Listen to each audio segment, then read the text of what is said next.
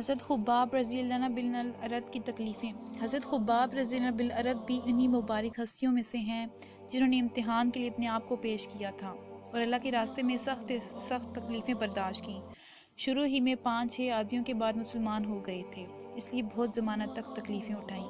لوہے کی زرہ پہنا کر ان کو دھوپ میں ڈال دیا جاتا، جس سے گرمی اور تپش کی وجہ سے پسینوں پر پسینے بہتے رہتے تھے۔ اکثر اوقات بالکل سیدھا گرم ریت پر لٹا دیا جاتا، جس کی وجہ سے کمر کا گوشت تک گل کر گر گیا تھا۔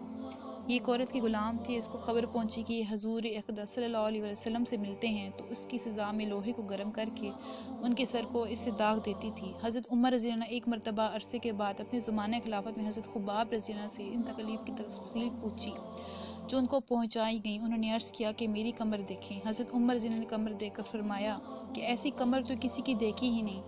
انہوں نے عرض کیا کہ مجھے آگ کے انگاروں پر ڈال کر گھسیٹا گیا، میری کمر کی چربی اور خون سے وہ آگ بجھی۔ ان حالات کے باوجود جب اسلام کو ترقی ہوئی اور فتوحات کا دروازہ کھلا تو اس پر رویا کرتے کہ خدا نخواستہ ہماری تکالیف کا بدلہ کہیں دنیا ہی میں تو نہیں مل گیا۔ حضرت خباب رضی اللہ عنہ کہتے ہیں کہ ایک مرتبہ حضور اقدس صلی اللہ علیہ وسلم نے خلاف عادت بہت ہی لمبی نماز پڑھی۔ صحابہ رضی اللہ عنہ نے اس کے متعلق عرض کیا تو حضور صلی اللہ علیہ وسلم نے ارشاد فرمایا کہ یہ رغبت اور ڈر کی نماز تھی۔ میں نے اس میں اللہ تعالیٰ سے 3 دعائیں کی تھیں، 2 ان میں سے قبول ہوئیں اور ایک کو انکار فرما دیا۔ میں نے یہ دعا کی کہ میری ساری امت قحط سے ہلاک نہ ہو جائے، یہ قبول ہو گئی۔ دوسری دعا کی کہ ان پر کوئی ایسا دشمن مسلط نہ ہو جن کو ان بالکل مٹا دے، یہ بھی قبول ہو گئی۔ تیسری یہ دعا کی کہ ان میں آپس میں لڑائی جھگڑے نہ ہوں، یہ بات منظور نہیں ہوئی۔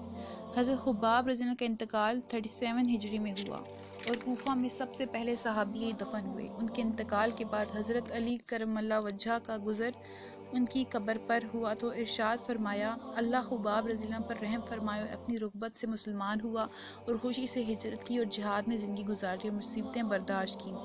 مبارک ہے وہ شخص جو قیامت کو یاد رکھے اور حساب کتاب کی تیاری کرے اور گزارے کے قابل مال پر قناعت کرے اور اپنے مولا کو راضی کر لے۔ فائدہ: اس سے یہ ہمیں فائدہ ہوتا ہے کہ حقیقت میں مولا کو راضی کر لینا انہی لوگوں کا حصہ تھا کہ ان کی زندگی کا ہر کام مولا ہی کی رضا کے واسطے تھا۔